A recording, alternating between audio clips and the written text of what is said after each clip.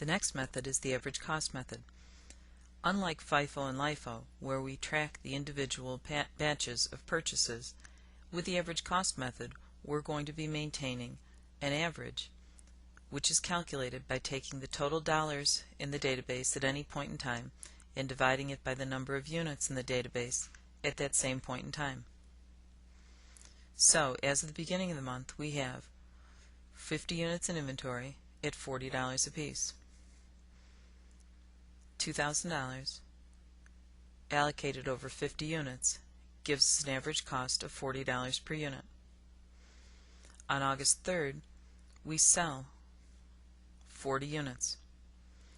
A sale will remove both dollars and units.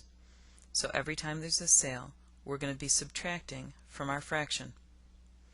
We will subtract the value of 40 units at our current average of $40 per unit.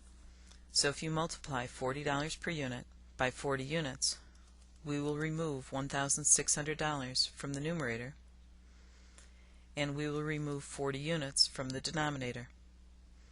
This gives us a subtotal of $400 remaining in the database and 10 units. Our average cost stays at $40 per unit. Every time there's a sale, our average cost stays unchanged. On August 8th, we purchase an additional 80 units at $44 per unit. A purchase is going to add units to the denominator and add the cost of the units to our numerator. So every time there's a purchase, we're going to be adding to our fraction.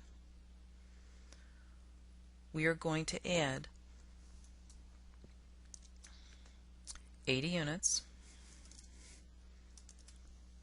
at $44 per unit, which is a total of $3,520 added to the numerator and 80 units added to the denominator. We now have a subtotal of $3,920 over 90 units.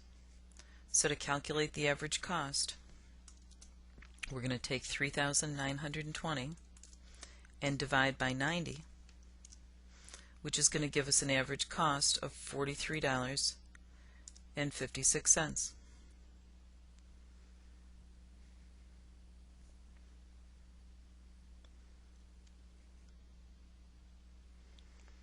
On August 21st, we're going to sell 70 units. Every time we have a sale, we are going to be removing both units and dollars from our fraction. We're going to be removing the cost of 70 units. So if you take 70 units times our most recent average, which is $43.56 per unit, we will remove $3,049.20 from the numerator, and we're going to remove 70 units from the denominator. You'll notice that in the fraction itself there is no rounding, so don't worry if it's off a few cents. At this point in time, we have $871.11 allocated over 20 units, which should leave our average cost essentially unchanged. Once again, every time there's a sale, our average cost stays unchanged.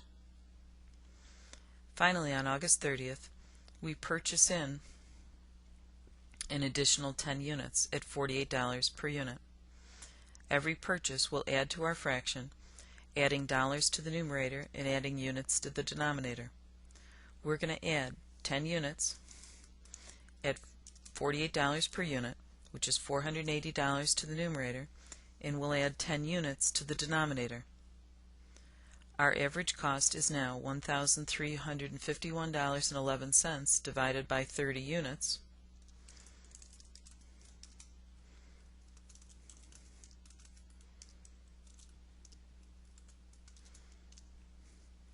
which gives us our most recent average of $45.04 per unit. That's the average cost method.